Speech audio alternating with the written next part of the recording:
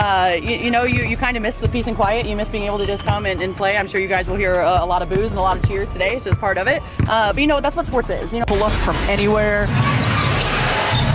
Here's Cunningham. Hearing the boos as she touches it, gets fouled. I want to shout out the Tempo crowd in the city. I think we've had so much fun. It's my first time being in Canada. It's a lot of our first times being in Canada. But the crowd was absolutely amazing. And, I think that's what sports is all about. You're going to get boos, you're going to get cheers. But just the fact that they're so passionate, they're loud, and they're putting on for the city, I think it's amazing. So shout out to you guys. Everything you thought you knew about how WNBA players handle a hostile crowd, completely wrong. Because what Sophie Cunningham just did in Toronto, walking into the most brutal, ear-splitting road environment of her career, wasn't just unexpected. It was a masterclass in psychological warfare. She didn't shrink. She didn't flinch. She met that wall of sound, that tidal wave of boos aimed directly at her with a smile. A genuine, almost mischievous smile, as if she'd been waiting for this exact moment. The noise wasn't just loud, it was personal, a collective roar from thousands of fans who had clearly decided they despised her. But instead of letting it rattle her, she embraced it. This wasn't just a game, this was a statement. Sophie Cunningham was sending a message without even touching the ball. This is the real story of what happened in Canada, and it changes everything about how we look at mental toughness in professional sports.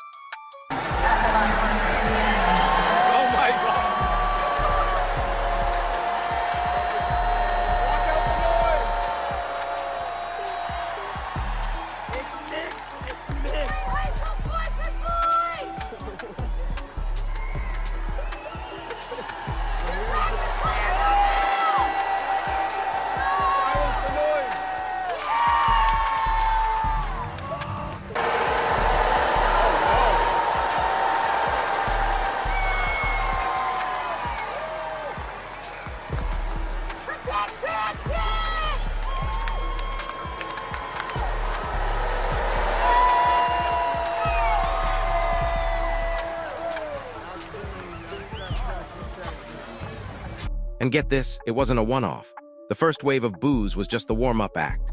The second time her name echoed through the Scotiabank Arena loudspeakers, an even louder, more ferocious round of jeers cascaded down from every single level of that packed building. Imagine it, a deafening, unified roar of disapproval, specifically for you asterisk. Most players, even seasoned veterans, would visibly tense up. You'd see their shoulders hunch, their eyes dart nervously towards the bench, maybe a quick whispered question to a teammate. What is going on out there? They'd search for an escape, a moment of reprieve from the relentless pressure. But this wasn't most players. This was Sophie Cunningham, and her reaction was something almost nobody expected, exposing a level of composure rarely seen in high-stakes professional basketball. Out here getting booed by the woke Toronto Tempo fans. Oh, wah. Sophie burned them to the ground with some clutch three-pointers.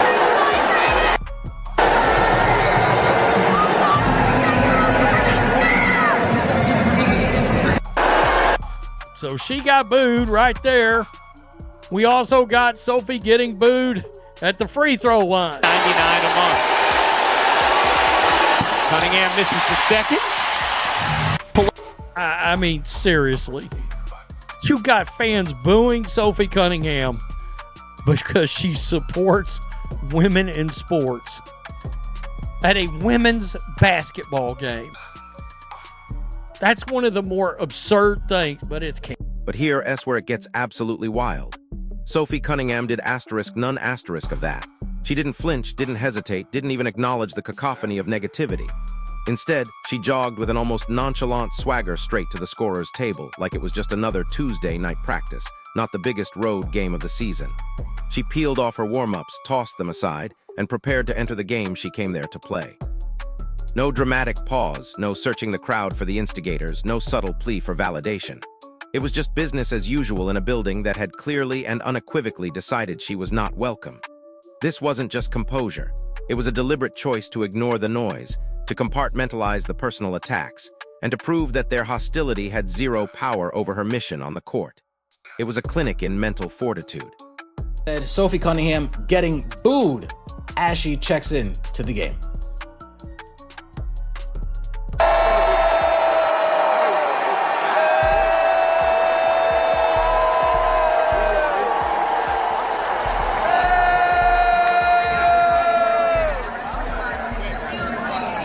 Now, honestly, from this video, it doesn't sound too much like boos.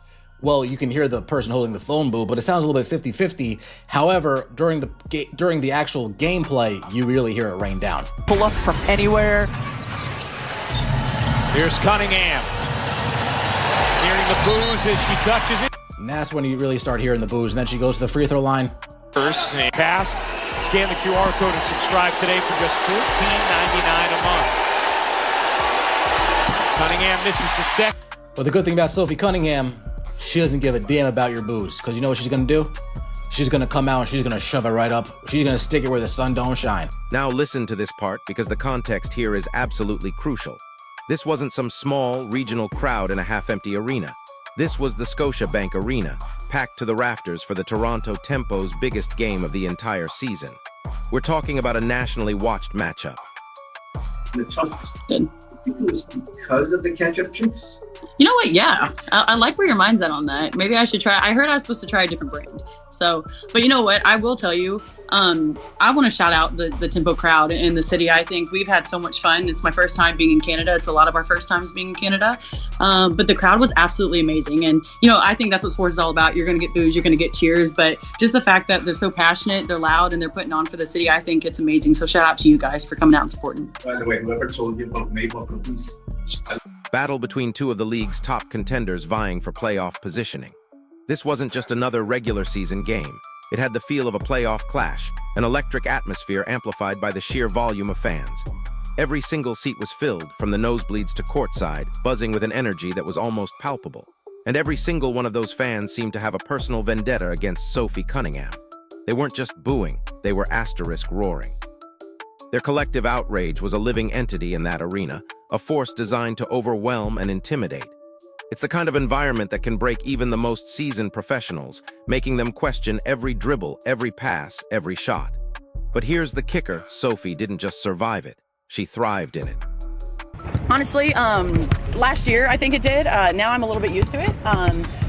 You kind of miss the peace and quiet. You miss being able to just come and play. I'm sure you guys will hear a lot of boos and a lot of cheers today. It's just part of it. But you know, that's what sports is. You know, I take it. I'm very blessed to be in the position I'm in. I think that's what sports is. The rivalries, the competitiveness. You know, a lot of people shy away from that. I think that's what it's all about. Like that's the fun. That's when you're out here competing and you're hearing all that. That's what you're going to remember. And so my life maybe has changed a little bit. Can't really go anywhere without anyone really, I don't want to say bothering, because I think that a lot of people are so friendly and they want to meet you. But you just have to keep your head on a swivel too, depending on where you're at. And I'm blessed to be on the platform in the position I'm in. So why the venom?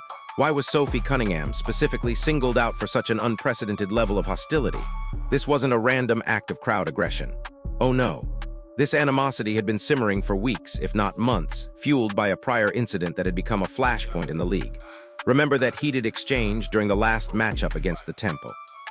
The one where Sophie, in a moment of pure competitive fire, got into a verbal spat with Toronto's star player after a particularly aggressive foul. Yeah, that asterisk one.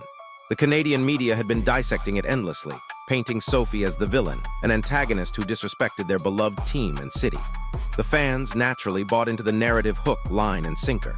They came to this game not just to support their team, but to exact a form of emotional retribution.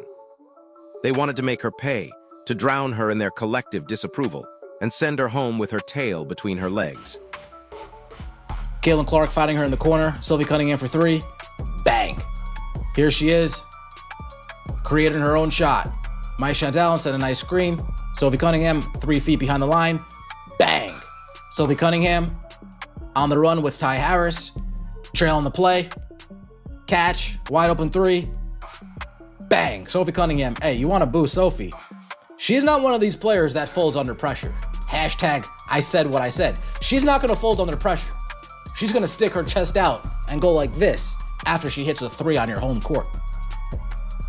Shout out to Sophie. But what they got instead was a masterclass in emotional regulation and psychological dominance.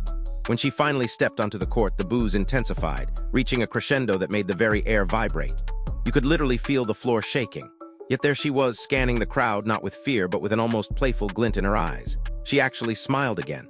A wider, more defiant grin this time, as if to say, "Is that all you've got?" It was a power move, pure and simple. This wasn't just ignoring them, it was actively mocking their efforts to get under her skin. And that, my friends, is what truly stunned the Toronto faithful. They expected a reaction, anger, frustration, perhaps tears, anything but this serene, almost joyful acceptance of their hatred. It was like trying to punch a ghost. Their aggression passed right through her, leaving them bewildered and, dare I say, a little deflated.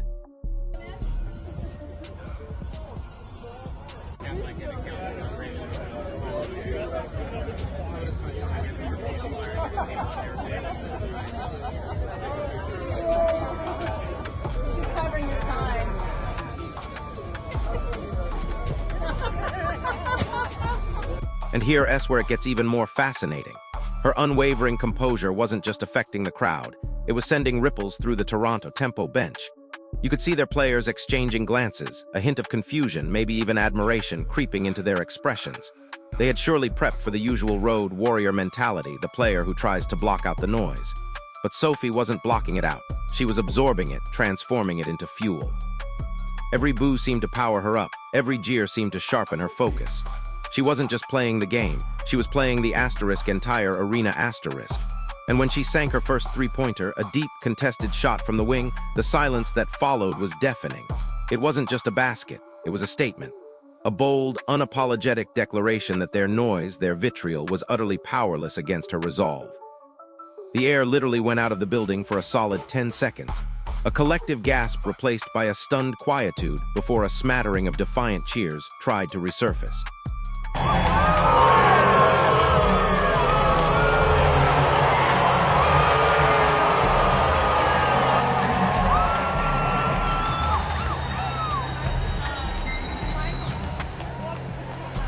This wasn't just about an athlete having a good game mentally. This was a profound demonstration of what elite mental fortitude truly looks like under duress. We often talk about blocking out the noise, but Sophie Cunningham elevated it to an entirely new level. She transcended it. She metabolized it. Think about the pressure. Every single one of those tens of thousands of eyes fixated on you, willing you to fail, projecting their negative energy directly at your core. Most people would crumble. They'd internalize that negativity, let it poison their performance. But Sophie, she flipped the script. She used their energy, their focus, their asterisk attention, even if it was negative, and channeled it into an almost supernatural calm. It's the kind of psychological mastery that separates the good from the truly great, the kind that coaches will be showing film of for years to come, not just for her basketball skills, but for her mental game. Carrington, right? The woman who fouls Sophie Cunningham, right? She gets thrown out of the game. We just said it 2 minutes ago. It was a hard foul, basketball play, but by the basis of the rules, she deserved to be thrown out of the game, right? No doubt. After the game, you guys have seen the story all over the place. She tweets, "white privilege." So comical, but it gets worse. It gets worse. Because Dejanay Carrington, this is when you QB Rabbit and Eminem and 8 Mile and the battle rap, okay? You went to Cranbrook. That's a private school. Dejanay Carrington's father was a former NFL player for 8 years. She went to a private school for 12 years. Yep. Right? She went to Stanford University. You want to talk about privilege. The rest of the game played out like a psychological thriller. Every time Sophie touched the ball, the boos would surge.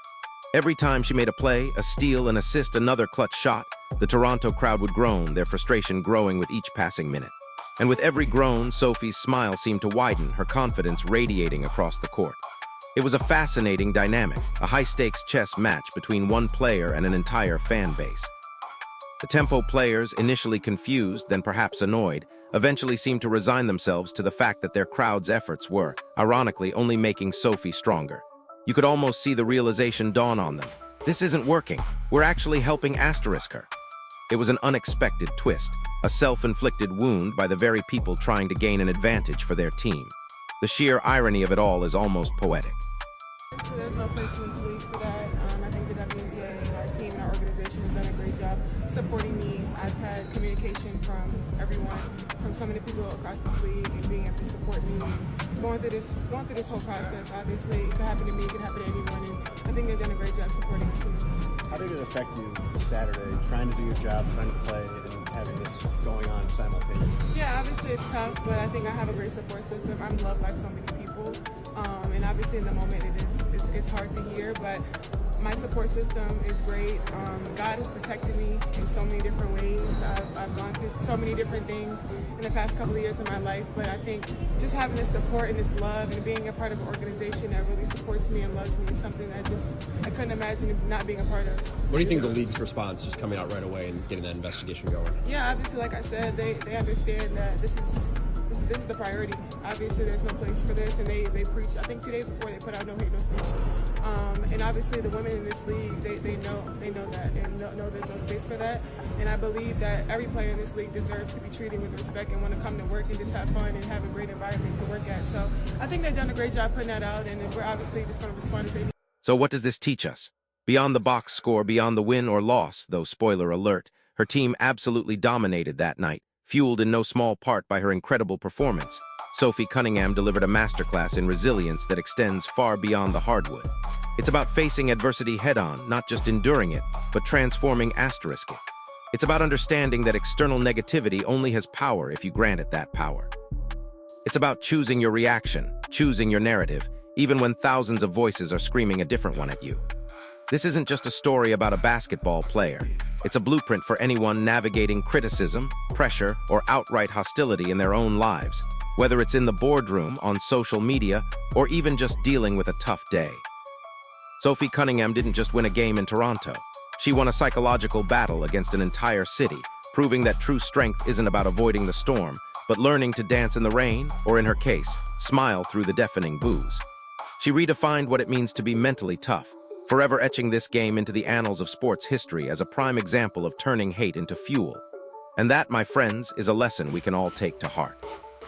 We forget a lot of times, like, we're human, and she has feelings, and, you know, there's moments that are really hard, and sometimes that's just the job you sign up for, but at the same time, like, it's okay to feel those emotions. And I just told her, like, I've been through the same thing. Like, there's been days where I've been really upset, and you can have the thickest skin in the world, but sometimes it does get to you. And, you know, I think our world is just like, we love to hate, we love to divide. Like, that's all we want to do. Like, nobody wants to see each other succeed, and I think that's a really painful thing for myself to watch. I feel like we need to do a better job at uplifting each other, and I can assure you there was no way we were losing this game tonight. And I told her that before the game. Like, there was no way we were losing this game for her, and, you know, it's tough. Like, that's my head coach. Like, I hated that our fans booed her before the game. That made me a little sick, to be honest. And you can disagree and this and that, and I get it. It's professional sports. People are going to boo, but, like, at the end of the day, that's our head coach, and we're going to ride for her, and we're always going to have our back, and that's never going to tear our locker room apart. So I just love her, and I feel for her because I know it can be a lot at times, and she does a great job a lot of times blocking it out, but there's other moments where it can get under your skin, and that's just being human, and that's just life. Able to withstand everyone and secure this win. Yeah, you know, I want to give Toronto their flowers. What a great environment for women's basketball. It's a hell of a crowd. It's a lot of fun to play in front of. Sandy Brondello is doing a great job. Marina, and now they have Sykes back. Like, I want to give them their flowers because they're a hell of a squad. But you know what? Kelsey kind of went out for a second, so we all had to step up, knock down our shots. We weathered the storm a little bit, and so that's just part of building it and the growth that we're showing right now. What was said in that last huddle before that final defensive stop? You know what? I mean, when you have Marina on the team, you're never out of the ball game, and so it's really just trying to key on in her and just trying to make sure that, I don't know, that, like, we're just keeping the ball in front, no fouls, no threes, and I think we did a pretty good job of it. I know you talk about the big three and their scoring impact, but what about you? I mean, 13 points, second in the league in three-point percentage. How have you been able to fulfill your role so seamlessly? I'm just here. You know, whatever the team needs of me, I'm going to do. That's what it's all about. Owning that, that's what it means to be the ultimate pro, is just coming in, purpose over trying to prove yourself. And so the big three are going to do their thing every single night. And like I said, I'm just going to come have some fun, maybe inspire some young girls to come be